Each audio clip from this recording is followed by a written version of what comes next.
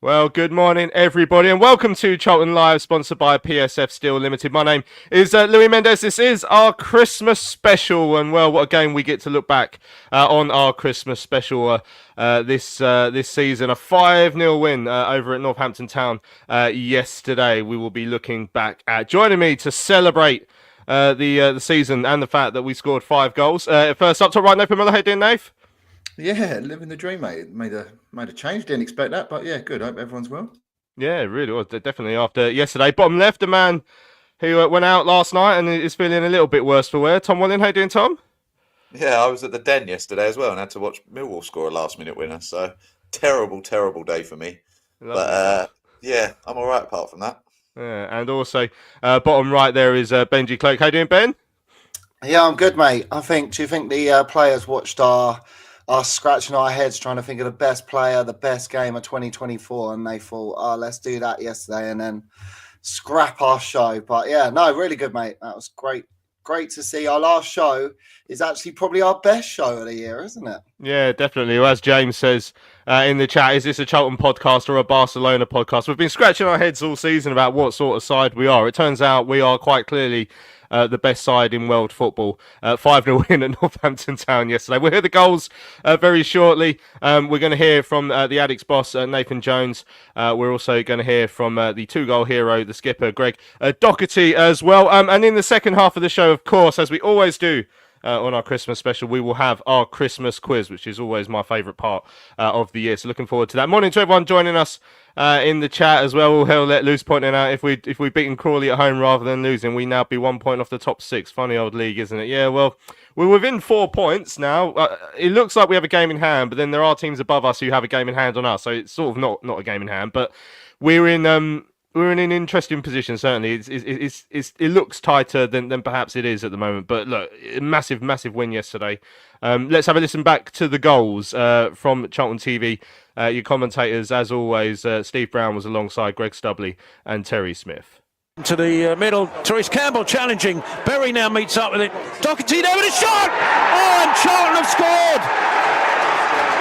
Drilled home by the Charlton captain, Greg Docherty.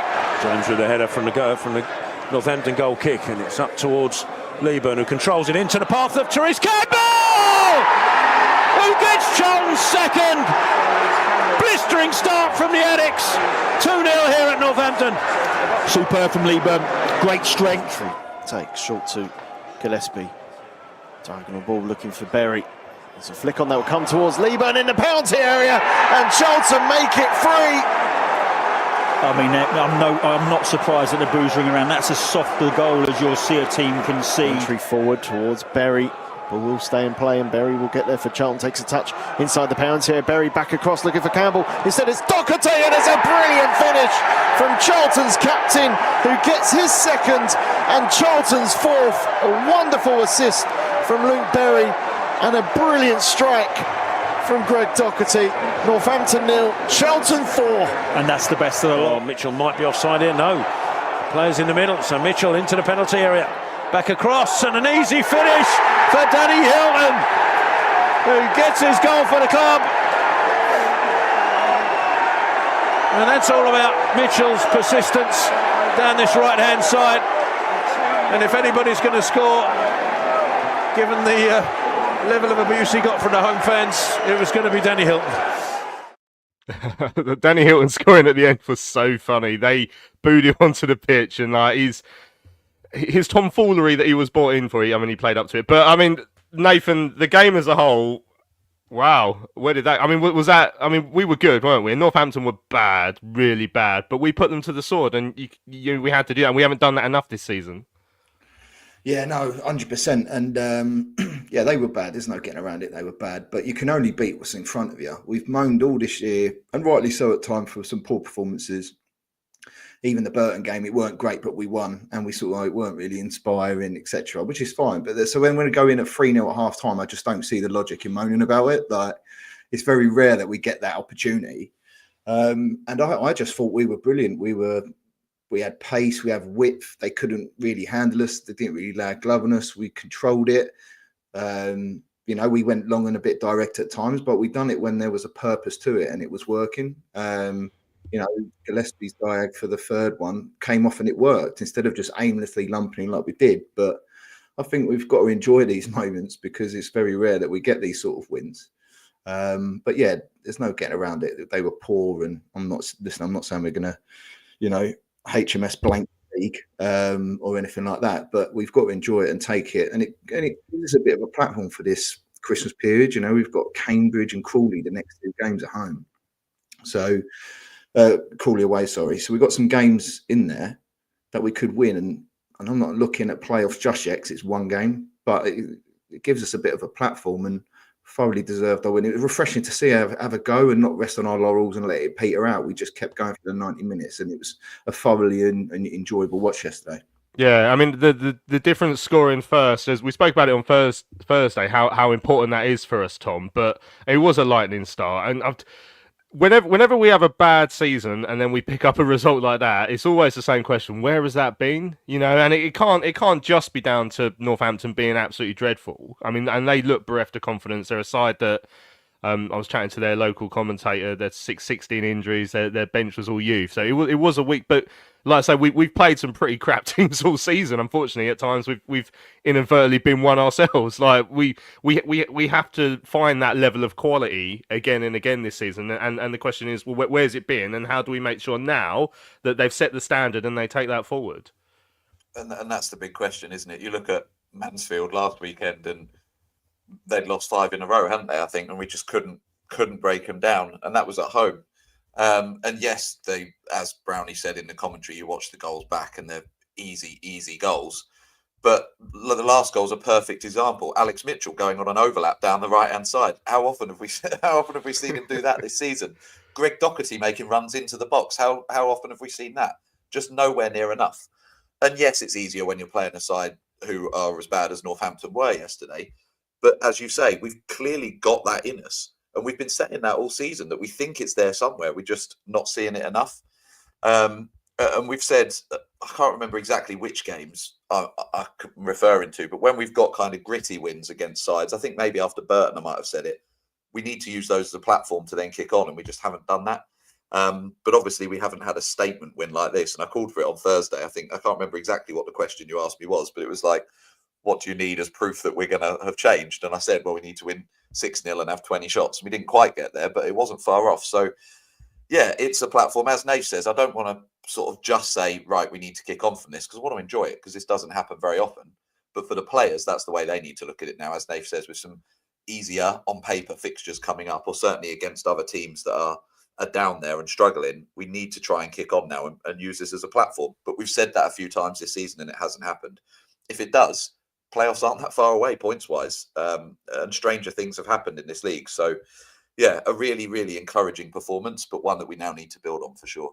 Yeah, I mean, all hell let loose says if it'd been a pre-season and we'd won 5-0, then we would have been delighted. But it's a League One game and we got 3 points. Let's not say it was only because Northampton and only because they were poor. But I don't think we're saying that, Ben. I think, overall we saw players, as Tom mentioned, we saw Docherty get into the area a bit more yesterday. We saw Luke Berry play well and link up play and create chances. It's things that we haven't seen enough this season.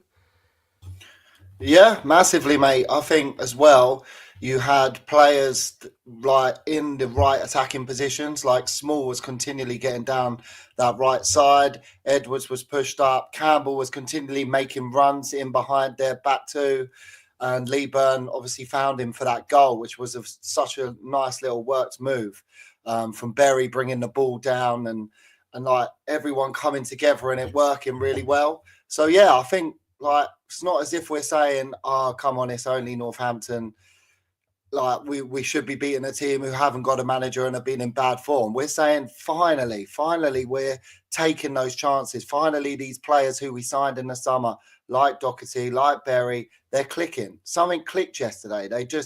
It wasn't like we scored some great passing move goals, but when they gave us the ball from their mistakes, we were clinical. We were instinctive. We got it in the box, and there might have been the odd flick from our player, might have been the odd flick from their player, but we got in there. We took our chances. We had some shots, and yeah, it was an ultimate like all-rounded performance. I felt like the defense barely gave them a sniff, and as you said, yeah, you had runs from Mitchell for the goal. You had Danny Hilton coming on and scoring, and it seemed like a real together team performance. And yeah, look, let's enjoy it. Let's not think about Cambridge right now. Let's look at the positives from that, because there's not been many positives this season, and hopefully the players can build on that.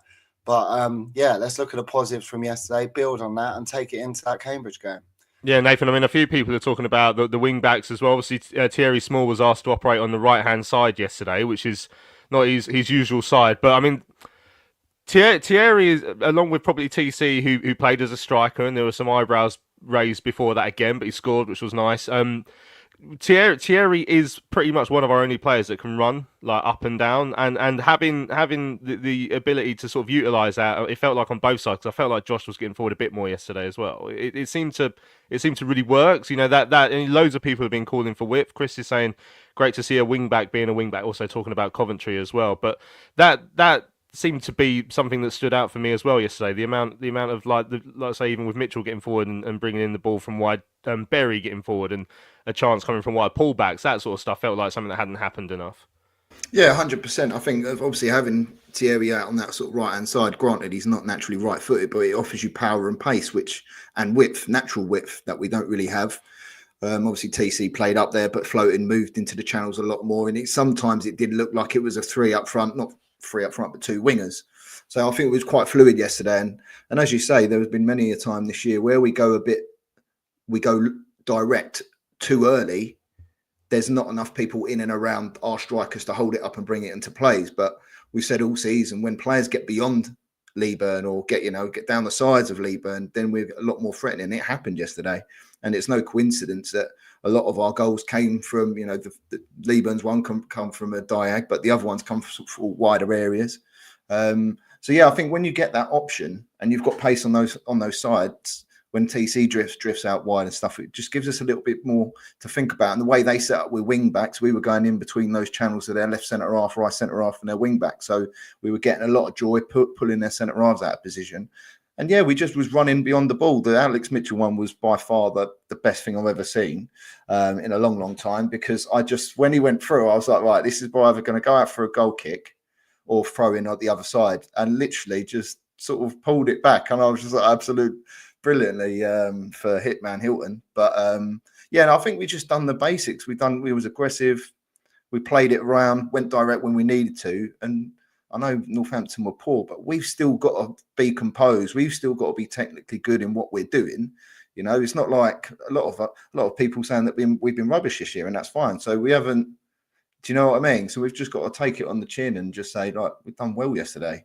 There's nothing wrong praising a good performance, even though we haven't been good all season. So I think we've done a lot of positive things yesterday. And as you said, it's do they carry? And as Tom said, do they carry on this now? And can we keep going on it? Yeah, I mean, Paul says, obviously not the most appropriate comparison, but it's the only one that comes to mind. Italia 90, England started badly, but Bobby Robson basically seemed to stumble upon a team and formation that worked. And then Luke did say, have I just seen someone compare Charlton to a previous England team? It really is Christmas. An England team that got to the semi-finals as well, actually. It's quite a good one. But, I mean, there was sickness in the camp yesterday, Tom. I know you know the feeling this morning, but there was to an extent, I wonder if that might have affected some it certainly affected the build up. Matty Godden was one of those who wasn't fully fit or fully well. But I just wonder if that, because when people saw Docherty and Berry in that midfield together, you really thought, oh god, I can't believe we're doing this. But I don't know if Nathan's hand was almost forced for that, but it worked. Like, it worked yesterday. So maybe we have, by a bit of luck, just stumbled across a game that will give us that confidence and those players that confidence to actually try and become what we thought they would be when we signed them. I think Jones has been trying to do that all season, though, hasn't he? Because he has rotated, he has made changes. I don't know how often we've kept the same starting 11, but I wouldn't think it's a whole lot. And I think it was it the Birmingham game was the first time we played that sort of box midfield and won. Yeah. And we came off the back of that and said, maybe he stumbled across that and that works. And then tried it again and it sort of dropped off. Like you say, you look at some of the players.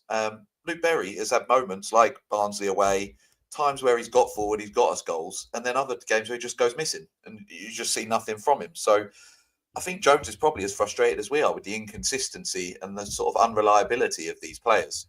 But as I say, they've shown they can do it now. They've shown, not just yesterday, they've shown they can do it at certain times. That Birmingham performance was a good one. Okay, a different sort of performance, but it was good. The game against Bolton at home that we spoke about on Thursday's show was a good performance. Wigan away, okay, it was scrappy, but we got a good result. We've been able to do this at times, but just not consistently enough. And I think that's the biggest problem. So, yes, he stumbled across a side, but also I think it's those players showing up. We've been very critical of Miles Leaburn since he's come back from injury, but he showed up yesterday and got himself in positions like he's done in the cup games, to be fair to him. We just need these players to just show it more often. Because if you go man for man against some of the sides, like the sides we're going to be playing in the coming weeks, you'd rather have the players we've got than the players the opposition have. So that therefore we should be the better team. But it's that consistency, and hopefully we haven't just used it all up in one game. Because as we're saying, we just need to build on this now and give us all something to cling on to and believe for this season. Because 2 weeks ago we'd written it off.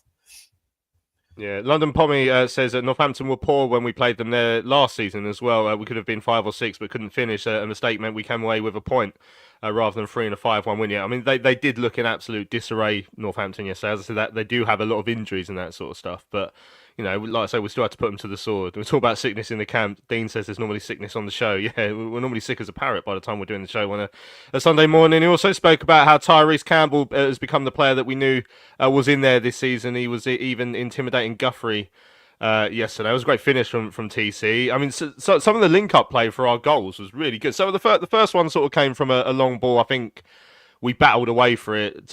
Small picks it up on the wing, and then Tyrese battled for it. But it was a good finish by Docherty. But the link-up between Leaburn and Tyrese for the second one was particularly nice to see, Ben, that the way those two youth players linked up. Yeah, that was probably my favourite goal, to be fair, just because, as you said, the build-up was really good. We didn't boot it long and hope for the best. It was like a gradual build-up. And Berry, nice little outside of the boot through to Leaburn. And when I freeze-framed that goal, and as he's done it, they've still got 4 at the back. Berry's obviously played the ball, and Campbell's with another 2 of their defenders. So he's you're outnumbered, but if you run at pace like Leaburn did, and TC's found space and he's in pace as well, pointing where he wants it. It's what can you do as a defender there? There's nothing you can do. It's good football. It's good passing. And it was a great finish. And as we've been saying in this show, you try and look back and think, the playoffs aren't too far off. I'm sure we can get there. But because we look back at evidence of the season and go, well, we haven't got evidence that we can do this. We haven't got evidence we can score that kind of goal, because that kind of goal's been missing from our play all season. And I know we've been missing players, but we've had the likes of Godden, who's been on the shoulders of defenders. We've had TC in and around it. We've had Thierry there. These kind of players playing in those positions, stretching their defence, playing a different kind of football. It works. And I really hope from this we can see more of that, because Leaburn, with his stature, with his pace, he's so frightening for defenders. And then TC, let's get his confidence up. Because as we said last week, he made things happen last week. All right, it didn't pay off in the end, but he was the one creating stuff. And this week, he seemed to have Berry around him. He seemed to have Small around him, and Docherty, all getting in the box at the right time, making things happen.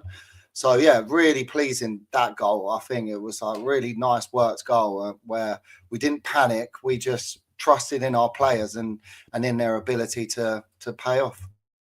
Lovely stuff. Right, let's hear what Nathan Jones made of the win. Yesterday I spoke to the Addicks boss after the 5-0 triumph up at Northampton Town. Win here, you must be very pleased. No, I look delighted. As I said, very proud of the performance from start to finish. Another clean sheet, 5 goals, took our chances. Difference today was then in the Mansfield game we took our chances. If we'd taken our chances in the Mansfield games, things might be different. But when we're clinical, we always know we got that platform and that backbone that's they pride themselves on it. So look, a real good performance all round. How important has that fast start been today as well? 2 goals up within 12 minutes. Well, it's always nice because when we score first, we don't lose. So it's always good. But I'm proud of the levels of performance because when you play for Charlton, you're under a lot of pressure. There's expectation. There's a weight on the club. There's a weight on you when you come here, and it's not it's not a normal club to play for in League One. And they've had to suffer a bit lately. As I said, we've had a lot of injuries. We've had a lot of new players coming in, and I'm hoping this is something we can build on. So and start to gel and see the best of players because there were some big performances today, wonderful performances, and I'm proud of that. And when you go into such a busy period like Christmas, and the momentum from a game like today can really help. Yeah, it can, and I'm hoping it does. The goals, 2 goals for Docherty, I guess, will stand out. A player that at the start of the season you were talking about how you wanted him to be further up the pitch after his goal against Bolton, and I guess a couple of goals won't have hurt him today. No, but that was the level of performance you expect from him. Playing forward, running forward, the energy, the qualities. He's a championship footballer. He's played most of his career in the championship, and that's why we brought him here. He comes to it, and we expect him to handle that. Luke Berry was truly outstanding today. The movement, the quality, what he demonstrated, how he settled us, and then Connor Coventry was brilliant. So the midfield 3 were brilliant. And back, as a back 5, we defended wonderfully, and then the front 2 gave us a real catalyst right from the off, and they both got goals. And look, it's just an all-round performance, and I'm proud of that, and I'm proud of them because they've had to go through a lot. And we've been vilified, we've been hammered, and a lot of it's been justified. Some we feel at times a little bit harsh, but look, when you play for Charlton, that's what you got to expect, I think. You say it feels a little bit harsh. I mean, today they've said that the standard is that sort of level that you expect to see more often from your side. Absolutely, the level of quality, but the Charlton fans have a group of players that want to work for them. There's no passengers. There's no people that don't want to play for them. There's an honesty about the group, and that's what I like. So then it's down on me then to get the best out of these so that we can score goals, keep clean sheets, win games, and gain some momentum. And that's up to me. So I'm just proud of the performance, and as I said, I'm hoping that it's something now that we can, that it gives those the real belief in the players that they are, because if they play to their capabilities, it's a very good squad here. And what did you see today that you haven't seen at times this season that you would have expected more from them, and you will ask for that in the second half of the season? But look, we took our chances too. We were clinical. So when you score and then you score first, we don't lose when we score first. So that's what it is. Sometimes we don't score and we don't take our chances. Into Mansfield, Cryanson had a wonderful chance early on, didn't convert. Now, if he converts that, it might be slightly different. They had one chance in the whole game. Miles had a couple of chances second half. We didn't take those, so then it becomes edgy.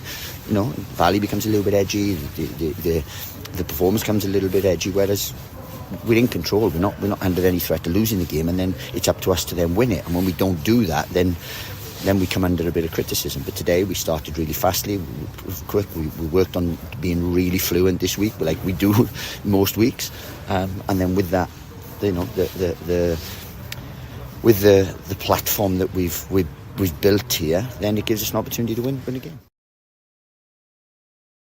There we go, that's Nathan Jones speaking to myself after yesterday's win up at Northampton. Comprehensive win it was. I mean, he spoke about how proud he was of the side, Nathan, how they've been through a lot, how he talks about how he's felt they've been a bit vilified and hammered over the last few weeks. He said some of it deserved, some of it they felt a little bit harsh. I mean, Paul said some of the players seem to have wilted under the weight of expectation. Hopefully yesterday's result and performance will give everyone confidence and we can push onwards and upwards. I mean, Nathan was saying that Charlton's not a normal club to play for in League One, which I understand there's an element of that because there's a different expectation level at Charlton than there is to Northampton, but obviously they hadn't lived up to it so far this season, and Nathan was sort of highlighting that and how difficult he thinks it can be.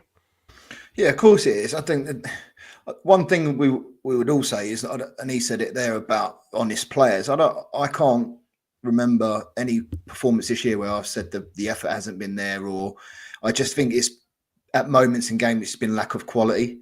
So yeah, I don't think anyone's thinking, no one's putting a shift in or whatnot. But I mean, in terms of the expectations, that's the nature of the beast, unfortunately, just of where we are. I don't think any of us have, or any fan think we have a divine right to go up from this league, because we're not idiots, or we're not thickos. But I mean, in terms of get that in there. But yeah, I just think in terms of handling the pressure, that's something they'll have to do. We've still got quite a fairly young squad, so that's when the likes of the Matty Goddens and the Greg Dochertys, they need to use their leadership skills to try and encourage the young players to try and take it in their stride, and know that there are going to be sticky moments in season. There's going to be dips in form, but it's it's the character of a player and how you try and transform that as quickly as possible. But yeah, there is going to be an element of expectation that this football club is. We're not, no disrespect, but we have different resources, different history to the likes of Northampton and Burton and so on and so forth. But you join this club because you know it's a big club and you want to be part of it. So you've got to take it with the rough, with the smooth, and know that you can be criticised unfairly, in your opinion, sometimes. But it's just an opinion, It doesn't matter. Nothing bad's going to happen to you. It's just someone's opinion say that you didn't have a good game today. But I think we've been fairly fair this season. Some people agree, some people don't. That's the sport that we love, right? So it's just that, if they focus on the main things and keep those standards. They've been working hard all year. No one's ever said they haven't. It's just maintaining those standards and keeping that confidence. Paul said he thought it was a good interview from Nathan.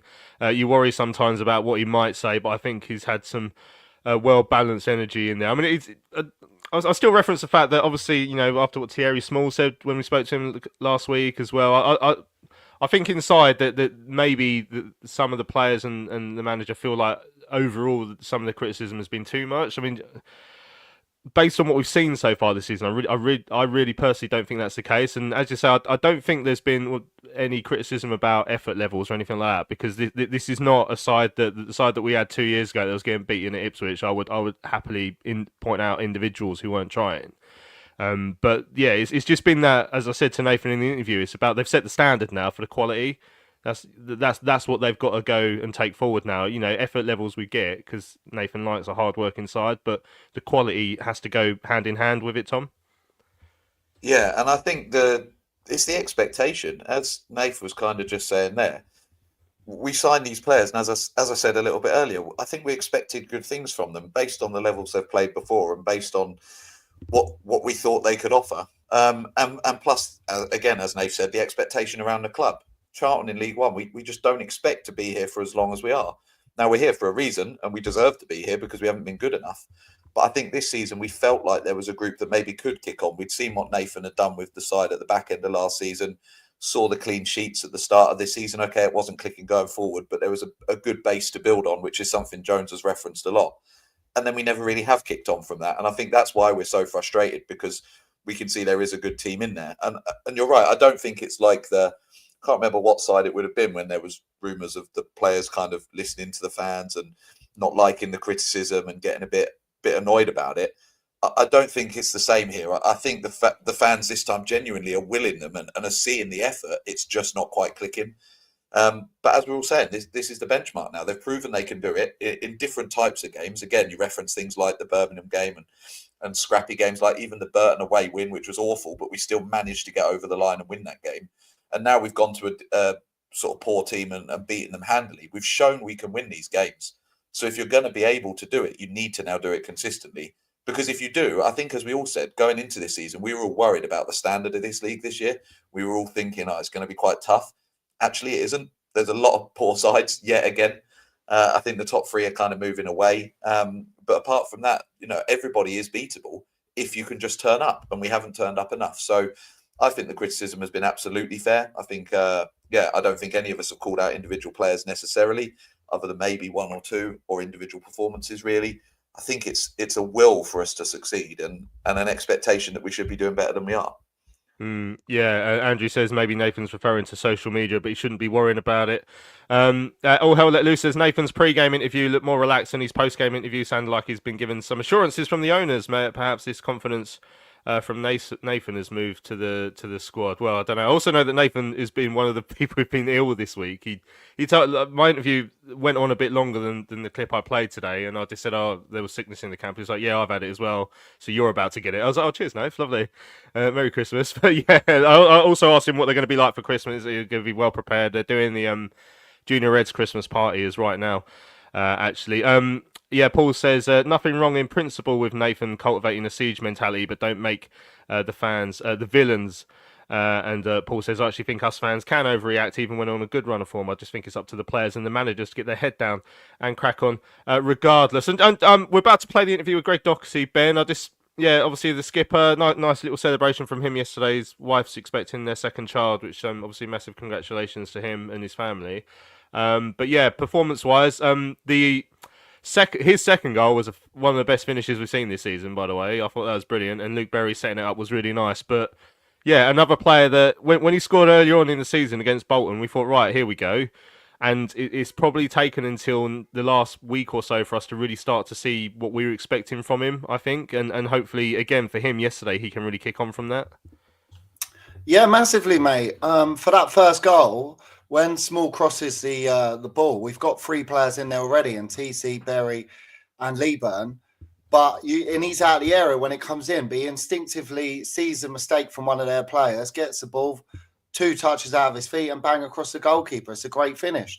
Again, it's like we've been crying out for this all season. And then the second finish is superb. The way Berry takes that ball down from the air, takes it to the byline, cuts it back. He's on the edge of the box, and bang, no keeper in the world saves that. So yeah, look, we had high hopes for him when he came in from Hull. A lot of people said you've got a great player there. Can't believe he's dropped down to League One. Let's hope we can see more performances like that. You do see him on the pitch, and I think he's quite a talkative captain. He's likes a fist bump and all of that. Not sure on his celebration at some points, like cupping his ears. Because to be honest, like your own manager dropped you quite a few times and you're the club captain. So it's not just fans going, oh, this isn't good enough. And I don't think he's really been pointed out like more than others. But I suppose when you're the club captain, yeah, there's more pressure on you as a guy, as a leader when we're not been playing well. But yeah, not sure about that, because I think he even did it even before he remembered his wife's just given birth. So it's a bit of a strange one that he was more focused on that. But it's like, we're all with you, mate. But we're just not seeing it. So, yeah, hopefully more of the same from him. I mean, to be fair, it's very rare just because of the way I sort of do things. But after the Orient game and the EFL Trophy, I spoke to Nathan and I highlighted 2 players and I said, have they done enough for you this season? And that was Docherty and Berry. And that's not unfounded. It's because they came in as senior pros. And I think I put it in the clip we're about to hear. I asked if there's an extra pressure because they've come in as senior pros who are sort of supposed to lead by example, but they hadn't really done it enough so far this season. As you say, they have been dropped. That's how it sort of worked. But hopefully yesterday was the day that everything really clicked into place for him. A couple of people, Luke and Spanfish, both saying they didn't like the cupping and the patting the armband. I didn't like that. And Paul says Doc had largely been a letdown until yesterday. Hopefully he can kick on now. Well, let's have a listen to what he had to say when I had a chat with him after yesterday's game. Comprehensive win here. How did you see today's game? Very dominant. From the first whistle, I feel like we were relentless and we set our stall out and what we were going to do, and we managed it brilliantly. Obviously, the subs coming off the bench making a difference, scoring, our strikers getting in areas to score, midfielders hitting the box. It was a perfect away performance, and obviously coming at a nice time just before Christmas, it's always that extra bit special. How important was the fast start? Obviously 2 goals within 12 minutes really set the stall today. Yeah, massively. Coming in 2-0's tricky. It's one of those ones, but we felt confident, felt dominant, and then the third goal really set us. But again, at half time, it wasn't a case of well done, lads. The manager was on us. He was on us. We were on each other. It wasn't a case of sitting back going, oh, brilliant, like we're 3-0 at half time. It was get the next goal, and Luke does unbelievable. Like, obviously I'm running onto it and I put the ball in the net, but like for service like that, like it's incredible. It was just a joy to play with today. I think everyone just loved every minute of it. We had to defend when we defended. We were calm when we were calm, and we were ruthless when we needed to be, and that's I think that's something that's been missing of late, and today it just clicked. When after you scored against Bolton, I remember Nathan Jones sort of telling us that he wanted to turn you into perhaps a more forward player. Is that something you wanted to add to your game a bit more this season? Yeah, look, it's about being free, I think, and I work away from the pitch with a mindset coach on about being free. The manager touched on it all week. He just wanted us to be free. He wanted us to free us up, and I feel like you saw that today from a Charlton team that really just loved playing with each other, loved scoring in front of the way end. Like, it was brilliantly back today. So we need them, and they need us to perform on the pitch. And today we gave them the day they deserved. 5-0 away from home. It's brilliant seeing them celebrating. It's great, but we need to build on it now. And we've been talking about a performance like this for a long time, and it's just great to go and do it before Christmas. And I'm just so happy that it was put in front of a good away end. PSF Steel Limited is a trade supplier of steel fabrication and erection services to the new build, construction and refurbishment market in southern England. With their unrivaled depth of experience, they excel at providing their customers with high quality and cost-effective steel fabrication solutions. Their customers include national and regional house builders, such as Barratt Homes, Bellway Homes, the Vistry Group and Taylor Wimpey.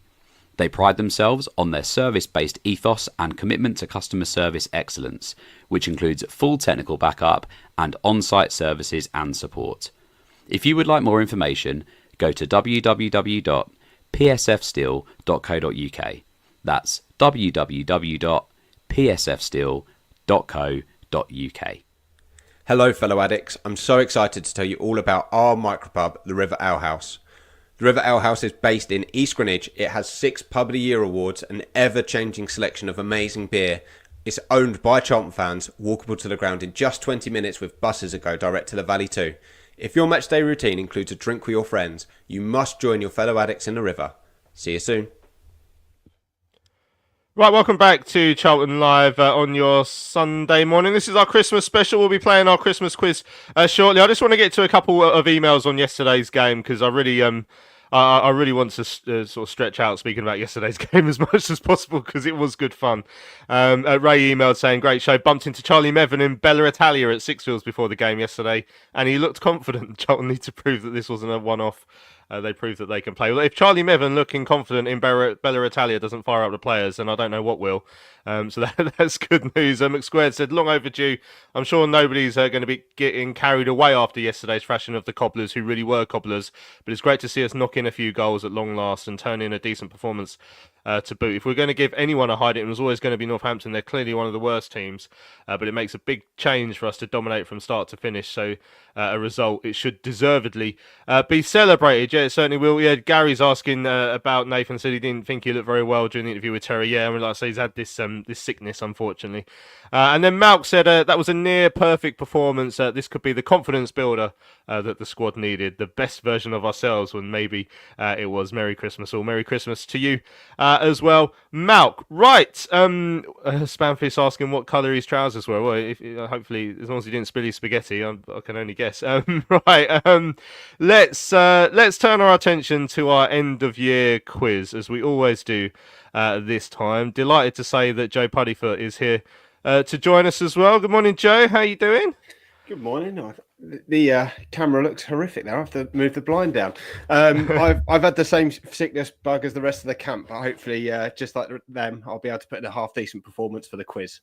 Well, absolutely no promises, I'm sure. So, to run you through the rules, for those of you who haven't seen one of our Christmas quizzes before, I split the guys into 2 teams.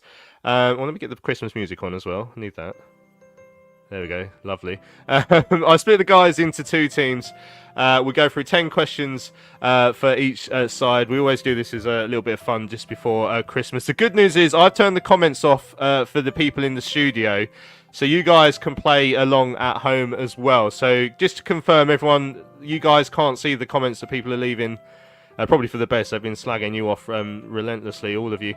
So good. So that means that everyone in the chat can play along at home as well. So we'll play 10 questions for each side. I've split the teams split the guys into 2 teams as well. So we've got Tom and Nath. We did a draw. You are Dragon and Nighthawk again. Just remind us where that team name came from, Nathan. I think Tom might have to answer. Is that off like Step Brothers or something? Step Brothers, yeah. Oh yeah. Classic. Yeah, so there we go. And, we ain't step brothers in real life, though. Just FYI, if anyone had that question. It was. Don't be that offended. Yeah. And also, Joe and Ben are Dr. Hall's very nice Christmassy name related to one of our players. So I'll go through 10 questions. We've got some audio questions as well as just some that I'm going to read out. And of course, when you answer a question, you'll need to know if you've got it right or wrong. So, as always, I've made a buzzer for if you're right or for if you're wrong. So if you're wrong, this is what you're going to hear. I am raging off my nut, to be fair. Absolutely raging off his nut was Nathan Jones. And to be fair, before yesterday, I was really struggling to come up with something positive, a positive noise we've had this season. So unfortunately, I made this during the week. Otherwise, I'm sure I could have found something from yesterday. But this is probably, I think, everyone's favourite part of the show that we hear every week. So if you get something right, you get to hear this. Erection services. There we go. So, as I say, play along at home if you want to be part of the quiz. I did a toss of the coin earlier to get us underway. So, Tom and Nath, Dragon and Nighthawk will go first. And your first question is this: how many games have we lost away in the league this season? You can put your answers in the chat as well. Those of you who want to play along at home. Are we conferring on this bit? Or yeah, confer out loud. Yeah, confer out loud. Right. Okay. So Reading. Yeah. Exeter. Yeah. Oh mate, it could be all day. It's going to be like how many away games have we had? How many games have we played? Roughly. Like about 20. So it's roughly 10 away. Roughly. Say by half of them, like 4. So we drew with Barnsley, didn't we? We beat Burton, we beat Wigan. Exeter. Beat Shrewsbury away. Yeah, no, we won that. That was gas. Yeah. Stevenage. Stevenage we lost, didn't we? 1-0. Exeter, Stevenage. It's got to be. That's 3. It's got to be 4 or 5 or something. Oh, what was that Tuesday night one when we were awful? We're like 3-0 down to the last. And that was it, down, mate. Oh yeah, sorry. We were 3-0 down, and then we scored 2 right at the end. Right, you got 10 more seconds. Oh, right, we'll go. Was that 4 or 5? What was that? I think it's 4. All right, we'll go 4 then. You going for 4? Yeah, go on. Yeah.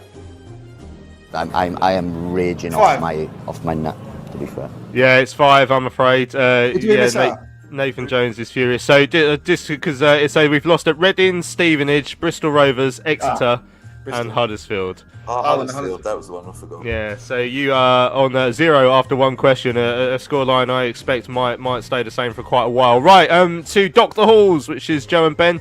Who scored our first away goal in the EFL Trophy this season?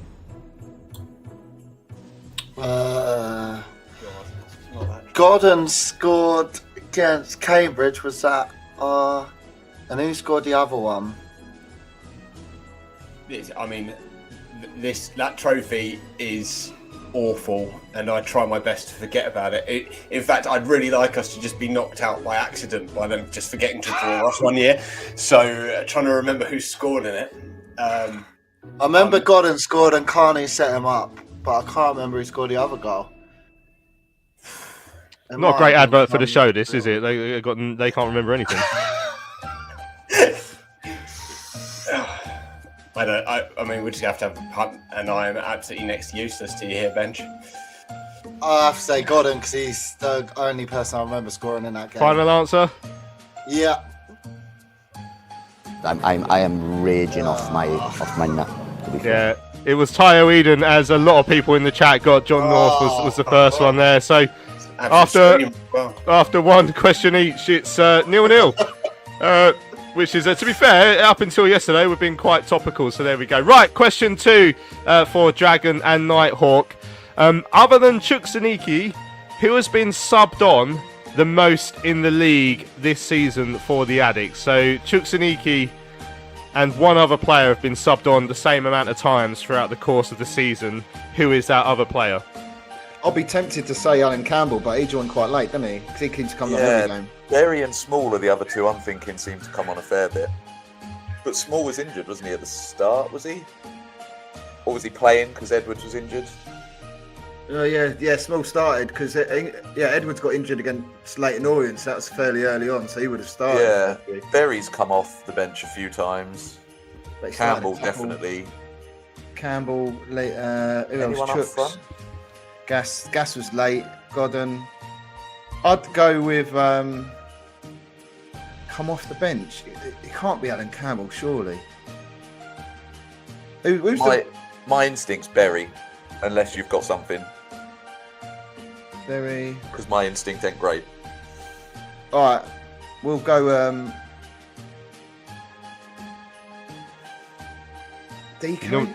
You normally say an answer after you say we'll go. You'll go with Tom then. Yeah, we'll go with Tom and say Luke Berry. Luke Berry is your answer. Erection Services. Go on, the Welsh Wizard. Congratulations. Yeah, Luke's been subbed on 9 times. That was before yesterday, but obviously he started yesterday. So, well, there we go. We have a point on the board. It's a miracle. Congratulations. Who got it right in the chat? Rob got it right. I think he was the first one, to get it right. A few other people as well. Paul was in there. DS has got it right. Luke Berry has been subbed on 9 times. Same amount as Chuksaniki. For Doc the Halls, who has been subbed off the most in the league? So who's started games and been subbed off a lot? So we're looking for someone who hasn't played particularly well. So that should be nice and easy to narrow down. There's a lot of players on that list, unfortunately. Say Godden's been subbed off a lot when he started. He has come off a fair few times. Coventry's he's always left on, isn't he? Yeah. He does change the midfield up a fair amount. That's what I was going to say. If Berry's come on a lot, then obviously a midfielder's come off. Has Berry done 90 minutes yet this season? Apart from maybe yesterday. No, I wouldn't. No, I just meant because Berry's obviously come on. Someone in the midfield's obviously come off a lot for him to come on. Anderson's been subbed 3 times at half-time alone. But then he does tend to manage to stay on somehow. Yeah. I'm going to push you. Go on, you go, Tom. Joe, I'd say Gordon or Croy. What's your final answer? Godden. Oh, the noise didn't play. I am raging off my nut. There you go. Unfortunately, you're wrong. It's Ghassan Hadmeh who's been subbed off 10 times in the league, impressively. So there we go, Ghassan Hadmeh. So after 2 questions each, Dragon and Nighthawk hold a 1-0 lead. Congratulations in the chat to Andrew who got it. It was the Gas Man. Luke says as well, Gas might be a shout. I remember him coming off a lot. Right, we are into our first audio round. I'm going to play you a clip of Terry and Greg's commentary from a certain game. In the first audio round, this is a Charlton player scoring a goal. So you need to tell me who was scoring it and who they were scoring against. So this first one is for Dragon and Nighthawk. Listen to this commentary. Tell me who scored this goal and who it was against. Squirmed his way through 2 players, and he might get lucky with a deflection here. Back to Alan Campbell. Campbell across. Thinks about shooting. Does so! Oh, what a finish! Brings the Addicks back level with an absolute humdinger. There we go. So you need to tell me who scored that goal, Dragon and Nighthawk. It's got to be Anike. Surely, the one against Rotherham. Rotherham. Yeah. I was going to say, because I first thought... What other goal is a humdinger? Well, Docherty against Bolton, but we won 2-0 and he didn't bring us level. Rotherham, we went... Did we go 1-0 down against Rotherham? Yeah, and he scored late on. Yeah. I'm trying to think what other humdingers we've had. What was one where it was absolutely... I'm sure there was another one that was a banger. We were doing goals on Thursday's show and we couldn't think of any good ones apart from that. Right, Matt, let's go for that one then. Let's just balls out, mate. Let's go. Anike Rotherham. Go on. Erection Services. Correct. That was Chuksaniki's goal against Rotherham. It was an absolute humdinger. So you have a 2-0 lead. Right, this is goal B. This is for Doc the Halls. Let me know who scored this Charlton goal and who it was against. From Thierry Charlton, the Small. ball back, here's Anike. Midfield across towards.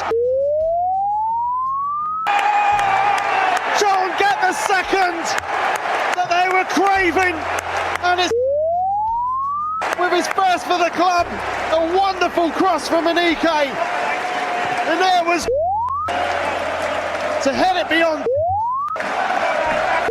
Charlton make it 2. A lot of beats in that one, wasn't there? Oh, Yes, got him. Gone straight in with Matty Godden. You need to tell me what game as well. Home. Erection Services. Back in the game. Yeah, congratulations. Yeah, that was Matty Godden scoring his first goal, which was at home against Bolton Wanderers early on in the season. So it's 2-1 to Dragon and Nighthawk after 3 questions each. Congratulations, by the way, in the chat. Loads of people got both of those goals. So, I mean, Hayden got the Chuksaniki one. Loads of people. Luke got the Godden one against Birmingham, as did loads of other people in the chat as well. Well done, everyone, playing along. 2-1 to Dragon and Nighthawk after 3 questions. Right, we're on to round 4. We're on to the Ghassan Ahadme round. This is for Dragon and Nighthawk, first of all. The Ghassan Ahadme round. Which East Anglian club did Ghassan Ahadme begin his English youth career with? What East Anglia? It's not. Did he play for East Cambridge? Anglia's But they're not East Peterborough. Yeah, they are. Cambridge, Peterborough, Norwich? Ipswich, Colchester, Norwich. I don't. Was that Suffolk? Yeah, they're still the same, isn't it? My geography ain't Yeah, but I great. think To be that honest. still counts as East Anglia. Does it? I think. Where did he start then? Because did it? He didn't start He's at been Cambridge. at Cambridge, right? He's been at Cambridge and But Ipswich, did he- so I reckon they're there to try and catch us out. So Did I he- think it's Colchester or Norwich. Do you reckon? Yeah. I can't. Or did he start somewhere and just go back? Because he was at Burton for a bit, wasn't he? Yeah. I know that's not East Anglia, but I'm trying to think. Because did he come through the youth system and play his first professional game at the same club? Do you know what I mean? The only thing I'm thinking is, obviously my family at Ipswich, and I'm sure when we bought him, they were saying something about him, like Let's- not liking him. And let's if go they without didn't that like country. him, that would mean he was at Norwich. Because obviously Let's go- Norwich and Ipswich have such a rivalry. Let's go with that then, because I've got So that's nothing. that's the only logic I've got for any team. Right, we'll do that. I ain't got any input on that one, so we'll go for that. What are you going for, Tom? I think we'll say Norwich. All right. Erection Services. You're on phone. Stunning On logic. phone after the beer. Yeah, Ghassan Ahadme actually started his youth career with Norwich City, so I was trying to catch you out by perhaps the Ipswich or the Cambridge links there. But wow, so you go 3-1 into the lead. Very well done. Right, the Ghassan Ahadme round for Dr. Halls. You need this one really to get back into the game. You're 3-1 behind. Including own goals, how many careers has he scored at the Valley in his whole career? How many goals has he scored at the Valley in his whole career? He scored He two scored against two us for Cambridge. last season. Yeah. At the Valley. Are you counting that Portsmouth pre-season game? Not pre-season games. So he scored 2 against us. And then I don't think he scored at the Valley. He scored against Southend, scored against Walsall, and scored against Shrewsbury. Is it going to be like the trick that he scored 3 times at the Valley and none of them have been for us? I'd just say those 2 we remember. Unless he scored for Burton against us, but I can't remember that, so say twice. What do you think? Yeah. It's the Burton one's the one that I'm just not 100% sure on, but yeah, he hasn't scored for us, has he, down there? No. Nope. Unless he scored in the league. No, he ain't scored in the League Cup. Yeah, we'll say 2, Luke. It's league games, though, isn't it? Yeah. Yeah, I'll go with 3 then. The own goal and the two against us. So your final answer? Yes. Yeah. Erection Services. Yeah, correct. Including the own goal we scored against Blackpool this season. He also scored twice for Cambridge at the Valley last season. So he scored 3 goals in SE7 all of which came, unfortunately, for the other team. So, after 4 questions each, Dragon and Nighthawk hold a 3-2 lead. We are now into the Nathan Jones rounds. So, we've got 2 Nathan Jones rounds, one of which is an audio round, which will come after this one. But the first one is just a question I'm going to ask. This is for Dragon and Nighthawk on the Addicks manager. Which club during his playing career did he make the most appearances for? I think I might. Oh no, was it the most? I know he played for Yeovil, but I don't know if that. I don't know if that was them. Brighton and Southend was he at as well? Yeah, he was at Southend. I've no idea where he played the most. I just know they were the clubs he played for. Did you say, you didn't say like league club or anything? You just said club, right? Just clubs, yeah. So most appearances. He's a little left back, wasn't he? What was the first one you said? Yeovil Town.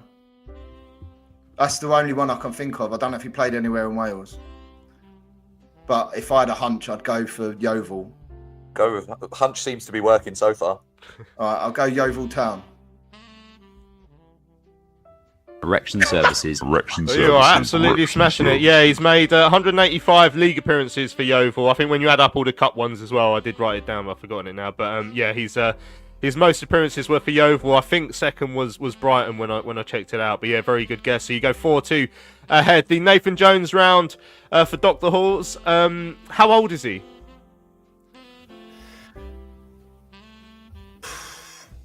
Flipping out. You're not going to give us an A, B, or C or nothing? Nah, but what you do get... we did this as an Anthony Hayes round 2 years ago, and absolutely no one knew how old he was. It was really funny. Like, even the internet didn't know, so we had to take, like, a guess. But this year, I do know how old he is. So you need to tell me how old is our manager, Nathan Jones. I'll give you a year's grace either side, because that's what we normally do. But how old is he? He's got to be 40. He must be around 50. 40? 40 years ago. In the 40s. Oh. Is he 50s already? I'd say he's not had a very long career, has he, in management? I mean, I suppose he's at Luton forever, but then he was at us 10 years ago. You got to remember, with I'd say over 10, around 10 years ago. Yeah, but then that was like his when Chris Power was with us. That was his like first proper coaching job, though, wasn't it? Like, say he retired at like 35, 36, and then he was with us like 12 years ago. Then he went Brighton. Yeah, I'd say 49 maybe. I don't know why. I just don't think he's got to 50, but I could be just massively wrong. I'm going to push you for an answer. Let's hear it. I'll say 50. Go on then, Ben. 50? Erection Services. It's 51, so I'll give you that. So yeah, it's within the year either side. So there you go. You're back in the game. 4-3 to Dragon and Nighthawk. Congratulations to Dudley, who got it bang right on Nathan's age. Paul and John as well. Quite a few of you got Yeovil as the right club as well. John, Paul, Dudley. John, Paul and Dudley are having a cracking quiz. Samuel got Yeovil right as well. Right, we are on to round 6. This is another audio round. This will be quite tough because this is Nathan Jones, a post-match interview. You have to work out what game Nathan is talking about. Bearing in mind, pretty much a lot of our games have been exactly the same this season. This might make it slightly more difficult. So, Dragon and Nighthawk, tell me which game is Nathan Jones talking about here when I interviewed him post-match?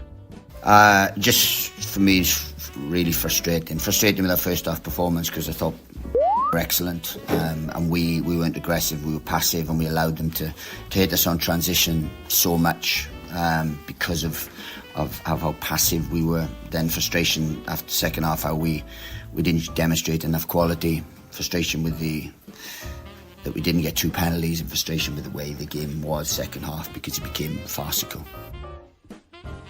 There we go. The game became farcical. I mean, that's Blackpool at home because they were time wasting. That's because the first half we were passive and then we were rubbish. We were going long second half and they kept going down every 5 seconds at home. And that was one of the most frustrating games.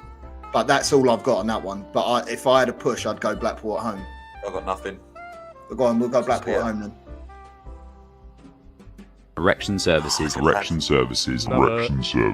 Fantastic bit of answering there by Nathan Yells. Blackpool at home, and it was the time wasting by the referee. So 5-3 to Dragon and Nighthawk. Right, Dr. Halls, you really need to stay on the tails. This is another game that Nathan Jones is talking about. Can you please tell me what game he is referring to here?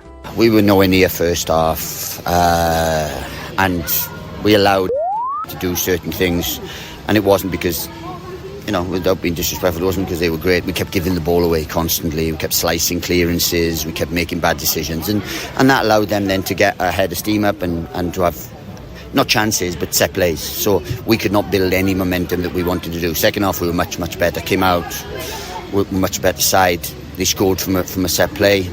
It's ironically we defended so many first half and couldn't defend one in the second, and then we had some at least 3 clear-cut chances that we should have got something from the game, and we didn't. Yeah, is that Exeter? Yeah, that's what I was going to say, Exeter, because we were it was a horrific first half.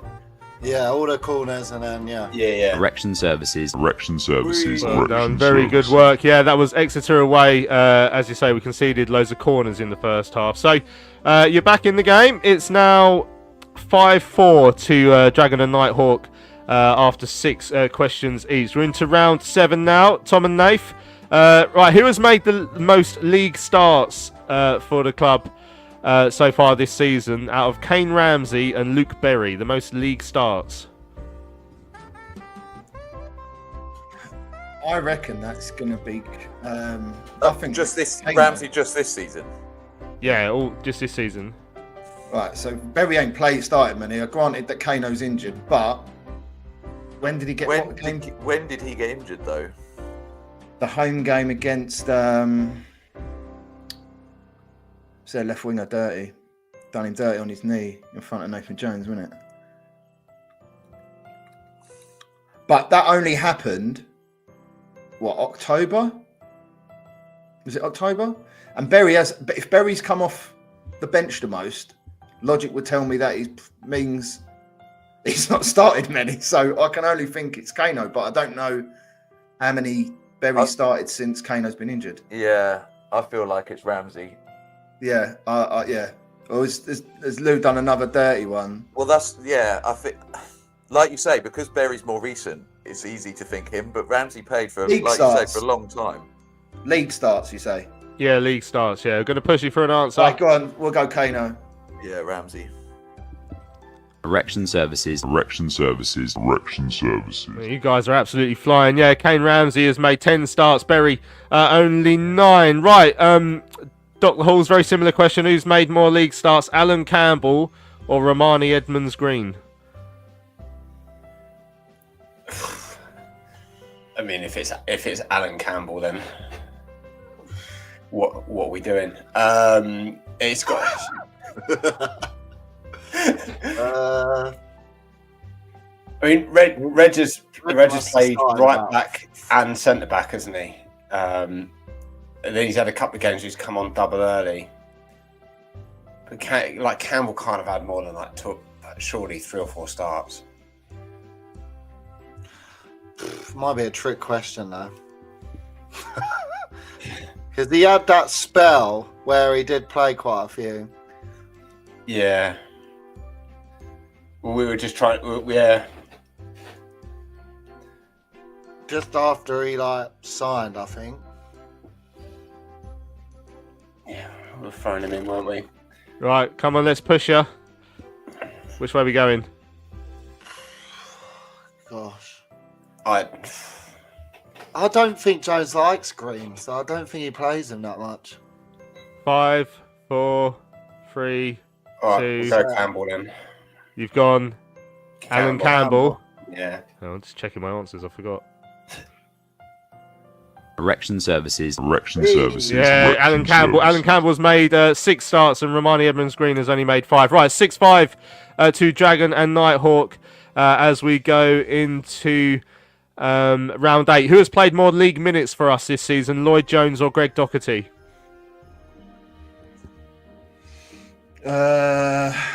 Lloyd missed a couple of games, but Docherty's been benched. He come on a couple of times.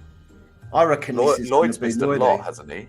but then when he's played the full 90, whereas Greg has either started and come off, or he's come on to shore it up. It's tight, but I think it's Lloyd who's played the most minutes. You know, I don't know unless you think different. Nah, I'm trying to think like when he got injured. But again, so a bit like Ramsey, he played a lot at the start of the season. Like you say, he's playing a full 90. So he wouldn't get subbed. Centre halves don't get subbed. Whereas Docherty, with that block 4, he'd bring him off, or Coventry off. Yeah. I'd go Lloydie. Yeah, I agree. Yeah, you happy with that? Yeah. Go on then, lock it in. Erection services. You guys all been almost flawless. Yeah, Lloyd has played about 54 minutes more than Doxy has, 1,174 to 1,120. You really need this, Dr. Halls. Who has played more league minutes for us this season, Danny Hilton or Zach Mitchell? Oh God! You're giving us the hard ones, man. Well, it's luck of the draw, really, isn't it? So.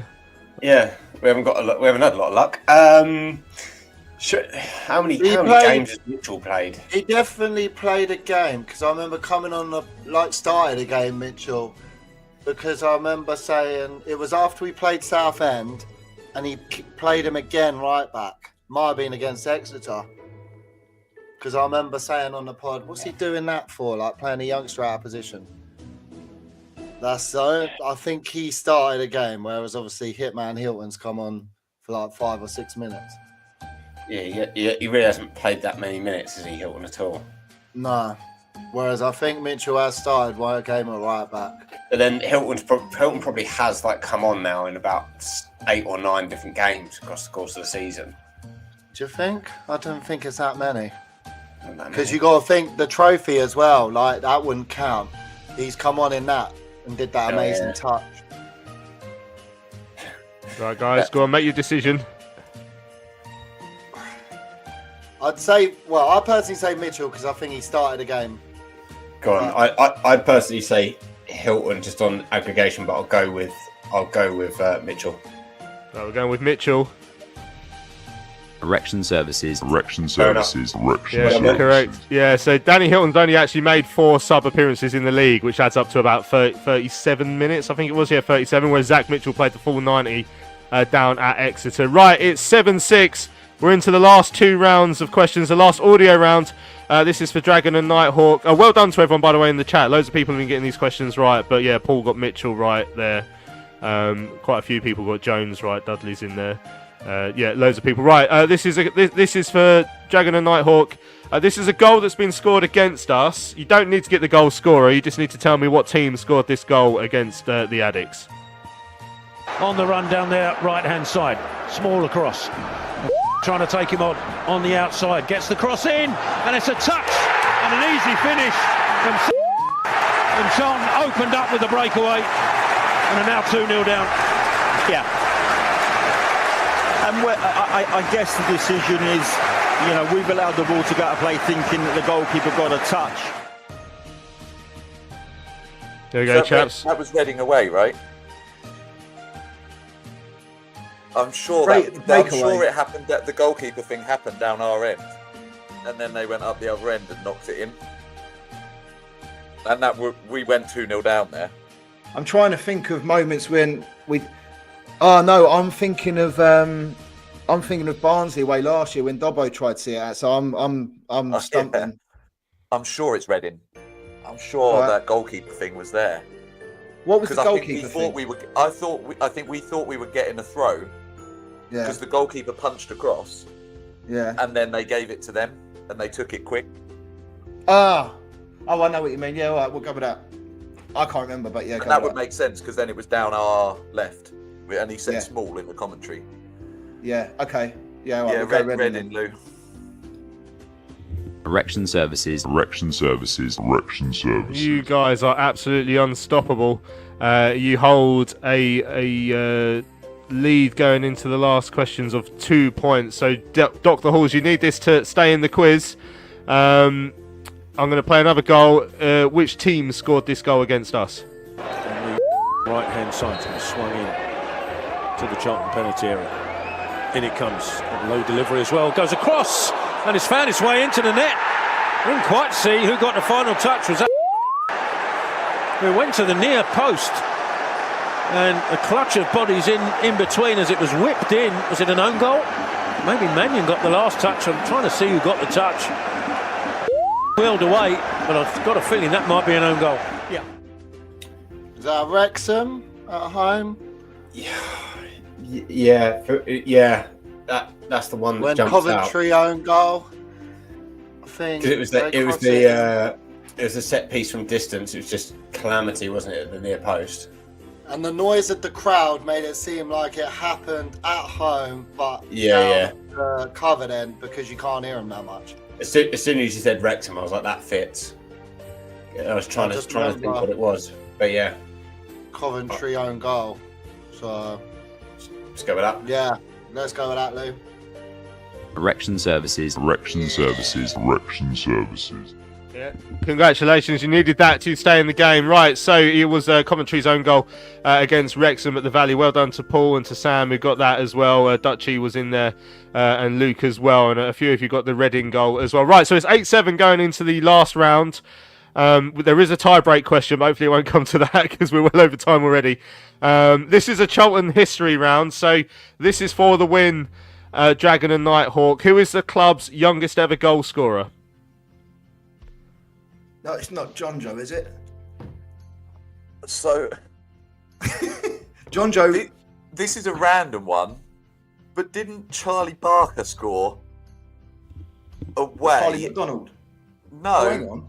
that little defender a couple of years ago. I He's at Crawley commentated now, with isn't he? Tel at Swindon, and he scored there. But how old? But I Because don't know John if that was I don't know if that was a league game. That might have been pre-season. But was John? John Joe was young though, wasn't he? Yeah. But you, Charlie Barr. Oh, the header. Yeah, I'm sure he scored. Did you say league, Lou, or just youngest ever? Just club's youngest ever goal scorer. I'd say John.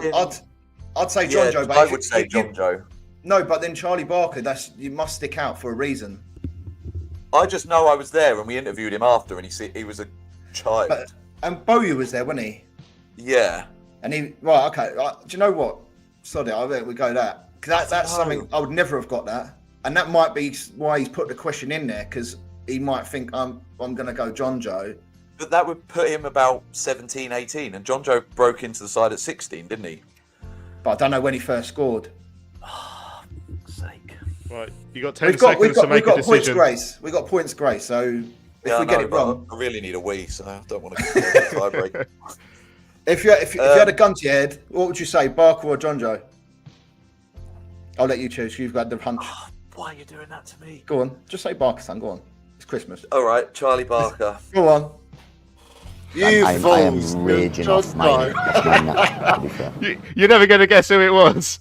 Of course, it was John Joe Shelby, who scored when he was 16 years old and 59 days. I think Charlie was about 17 when he scored that goal. So you've opened it up to Dr. Halls to take this to a tie-break. So congratulations, by the way, to everyone who got that correct. Luke Lynn was the first one with John Joe Shelby. So you need this to take us to a tie-break. Dr. Halls, who is the club's oldest goal scorer? Well, it'll be Chrissy Powell, isn't it? Sorry, my mouth was full there of biscuit, but that's the only one. I knew you was going to ask that because of the young one, and I just think his goal against Coventry, unless Danny Hilton's like that old, but I don't think so. He's 30. He's 35 because I was listening to the Northampton comms yesterday, and they were comparing the age difference between the striker they bought on and the striker we bought on, which was 19 years. It's pretty stunning stat. Unless we're talking like from the 60s, 70s, or 80s, I just can't remember another old player playing for us like Chrissy Powell did. Yeah, no, I can't. I'd be really stumped other than Chrissy Powell for an old player that scored. Because it was his last game, wasn't it? I'm going to push you for an answer then. You need this to level up. What's your final answer?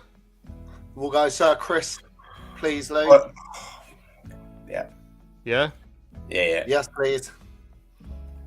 Tension. Erection services. There we go. We are going to a tie-break question. We seem to do this every year. So, Dragon and Nighthawk, you had it in the palm of your hands. We even had the right answer, but you just decided to say the wrong answer for some reason.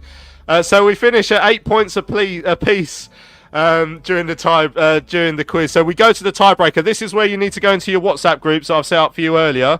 I need you to tell me what the average league attendance has been at the Valley so far this season. So give me a number, put it in your WhatsApp group. You've got 1 minute from now to give me a final number, and then we will. I will tell you who wins. In the meantime, I'll just very quickly take us through who else got some of the right answers. So for youngest goal scorer, yeah, we saw those. So for oldest goal scorer. Roland said JJ. No, he wasn't that old. Quite a few people said Danny Hilton, but as you say, he's about 35, isn't he, Danny? Roland said maybe Eddie Fermani, but no, it was Powley, who I didn't give you his age either. Apparently, scored 38 years and 249 days old when he scored against Coventry. Dutchy says this is so Charlton the way that Dragon and Nighthawk have thrown this away in the dying stages. So the two chaps are discussing. In the WhatsApp group, what they think the average attendance has been at the Valley so far this season. Got another 20 seconds before giving me an answer in your WhatsApp groups. So let's see. Can you put a number in there and just say like final answer or something? This is only league attendances as well. So right. So Tom and Nath have put one in. So I'll go with them. There goes the timer as well. So right. Have you put a final answer, Team B, as well? Yeah. Yes. All right. So Dr. Halls have gone with 15,000. Is that right? Yeah, not 15. Just to clarify, there's three zeros. We didn't bother to type. Yeah. All right. And Dragon and Nighthawk have gone with 13,500. I can tell you that one of you is 1,769 away. One of you is only 269 away. The winners of the Charlton Live Christmas Quiz 2024. The correct average attendance is 15,269. The winners are Dr. Halls. Congratulations. How does it feel? How does it feel, Ben and Joe? Is this the highlight of your year? Easily, yeah. The Twiglets have gone aloft. Happy days. Who would have thought Charlton scoring 5 on a weekend would be not the highlight? And just Tom and Nath, can I just get some reactions to how you feel about the fact you threw it away when you literally had it in the palm of your hands? Yeah, it's disappointing, Matt, to lose it on an attendance figure. I'm happy with our contribution on our knowledge. I'm very happy. But congratulations to Ben and JP on their deserved. Do you feel some of the criticism has been harsh of your quiz answers so far this year, Tom and Nath? The first one, maybe we should have done a bit better, but I think we pulled some things out of the bag. Gas's Academy one, I think, was an unbelievable pick by Tom. Yeah. But notice that you're focusing on the positives. Dutch, you said you didn't get the basics right. Luke said was expecting to see some ear cupping and some armband slapping from Dr. Halls, but there you go. As Paul says, Dragon and Nighthawk have snatched defeat from the jaws of victory. Right, we've finally come to the end of our Christmas quiz. It's only taken 40 minutes, so thanks for everyone who's joined in playing along with the quiz this year. This is, of course, our last show of 2024. We'll now go, as all hell let loose. We clearly didn't see the best version of Dragon and Nighthawk this morning, unfortunately. We'll now go into our Christmas break as we always do, so I hope you guys all have a great Christmas. Hopefully as well the Addicks can bring us some more joy after that 5-0 win at Northampton yesterday. We've got Cambridge coming up. We're going to play Wickham and we're going to play Crawley on New Year's Day before we come back for our next show. So yeah, make sure you enjoy the football. Have a great Christmas and a happy New Year. Nath, Tom, Joe, Ben, everyone else who's been on the show so far this year as well. Massive thanks to you guys. But yeah, enjoy. Cheers all. Merry Christmas. Happy New Year. Many happy returns. Cheers, everyone. Lovely stuff. So we're going to play you out with some of our favourite moments of the year so far. So from myself, Louis Mendez, and from Charlton Live, sponsored by PSF Steel Limited. Have a very Merry Christmas, and we shall see you in the new year.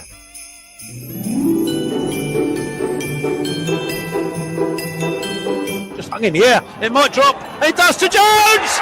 Lloyd Jones has scored for Charlton!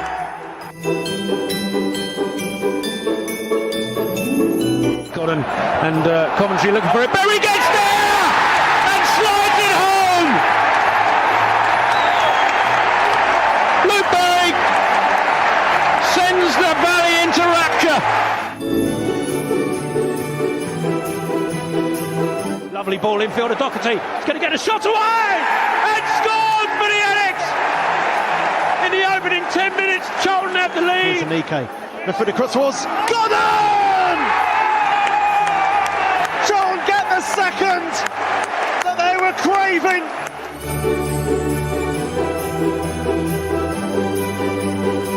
Campbell across to Anike. Thinks about shooting. Does so! Oh, what a finish! Chips Anike! Brings the Addicks back level with an absolute humdinger. Deep one. Jones at the far side of the 6-yard box. Takes it back across. Oh, it's underneath the crossbar. And it's gone in. Who got the last touch on that? Was it a Hadley? He's wheeled away. Towards the edge of the 6-yard box, it's bouncing in there. Can Godden get a shot? He can! Oh, it's a brilliant finish from Matty Godden. The long throw caused confusion in the penalty area, and Godden just swiveled and found the far corner. Still pinging around the edge of that penalty area. That's a shot coming in. Oh, the finish! Oh, Luke Berry! In amongst the melee on the edge of the area. There's the one man that stayed composed. Punched away, Berry with the return! Oh, and it's there! Luke Berry gets his second, gets Charlton seconds.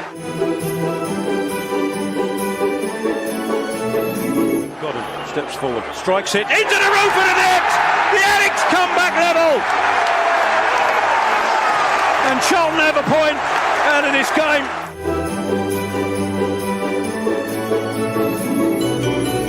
There's a header coming in that puts his keeper in trouble. Ahadme's there. Shot in and he scored! Gasser Ahadme, with seconds remaining, could have clinched this for Charlton. Small's in there straight away, but he's saved away the shot, and there's a shot coming in, a save again from Coventry. Second shot! It's found its way into the net! Docherty there with a shot! Oh, and Charlton have scored! Therese Campbell! Who gets Charlton's second? Leeburn in the penalty area, and Charlton make it free. So it's Docherty, and it's a brilliant finish from Charlton's captain, who gets his second. Back across, and an easy finish for Danny Hilton, who gets his goal for the club.